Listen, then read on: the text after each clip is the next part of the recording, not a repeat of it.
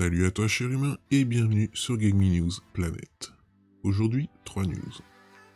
Biomutant recevra bientôt une première mise à jour pour calmer son narrateur. Battlefield 6, une alpha dans le cadre de l'EA Play 2021. Et enfin, Forza Motorsport fait le plein d'infos.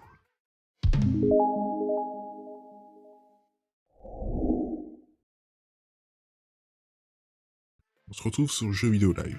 Expérimente 101 a bien conscience des soucis de son soft et travaille sur une mise à jour qui va dans le sens des joueurs.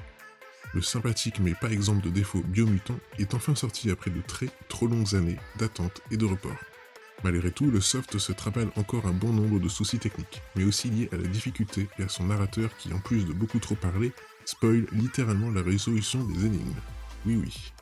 Les développeurs ont bien pris en compte les retours de leur communauté et annoncent travailler sur une première mise à jour qui permettra plusieurs paramétrages pour ce fameux narrateur ainsi que pour la difficulté du titre.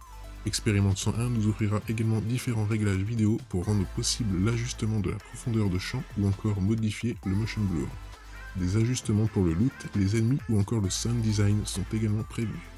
Plus qu'à patienter un petit peu avant de pouvoir profiter de ces quelques correctifs. En attendant, vous pouvez toujours vous procurer le soft sur PS4, Xbox One et PC, ainsi que sur PS5 et Xbox Series via la rétrocompatibilité. Toujours sur Jeux Vidéo Live, une fois encore, Battlefield 2021 semble victime d'une fuite. Selon l'Insider, qui a balancé de nombreux détails sur ce BF, dont certains vérifiés, EA pourrait fournir aux joueurs une alpha. Battlefield 6 a bien du mal à garder ses secrets avant son annonce du mois de juin, en témoignent les nombreuses fuites à son égard. Tom Henderson, habitué aux leaks de BF, déclare dans un tweet que BF6 devrait avoir une alpha en juillet, qui serait révélée pendant l'EA Play 2021.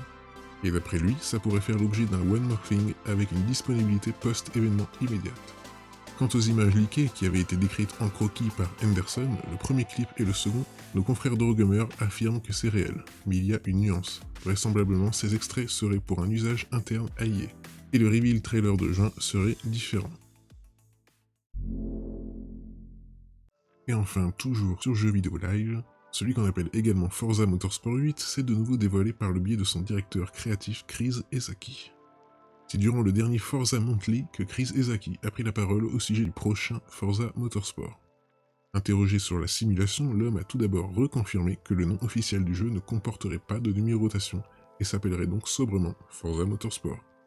Des sessions de tests ont d'ailleurs eu lieu en interne, nous en parlions ici même, et les retours seraient plus qu'encourageants selon M. Ezaki.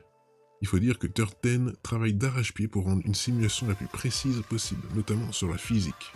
On nous apprend par exemple qu'un très gros travail a été fait sur les pneus. Ezaki prend d'ailleurs pour exemple les précédents opus dont les pneus ne comportaient qu'un seul et unique point d'adhérence à la piste, mis à jour 60 fois par seconde, là où ce prochain Forza Motorsport en a 8, mis à jour 360 fois par seconde, pour une précision et une fidélité de conduite optimale. En plus, il sera désormais possible de changer de type de gomme, souple, moyenne, dure, selon notre préférence et ou pour optimiser notre course, chaque gomme ayant ses propres particularités. Par ailleurs, l'usure de nos pneus sera toujours présente, comme la possibilité d'aller au stand pour en changer afin de conserver un bon rapport adhérence-performance. Au passage, Chris Ezaki nous rappelle que l'adhérence sera également altérée par d'autres paramètres, tels que la pression des pneus, la température de la piste ou encore la météo. Enfin, il nous certifie que Third Ten a également fait de gros efforts en ce qui concerne les environnements hors piste, notamment les bordures de circuit qui profiteront de nouveaux détails. Par contre, il ne nous a toujours rien dit au sujet de la date de sortie. La grosse exclue de Microsoft va donc encore se faire attendre. Et comme ils le disent dans l'article, vous pouvez retrouver l'intervention de Chris Ezaki au sujet de Forza Motorsport à 29 minutes et 2 secondes. Et voilà, c'est la fin de cette vidéo, j'espère qu'elle vous aura plu. Si c'est le cas, n'oublie pas de mettre un like, de t'abonner, d'activer la petite cloche et de me suivre sur Twitter. Et moi je te dis à la prochaine, cher humain.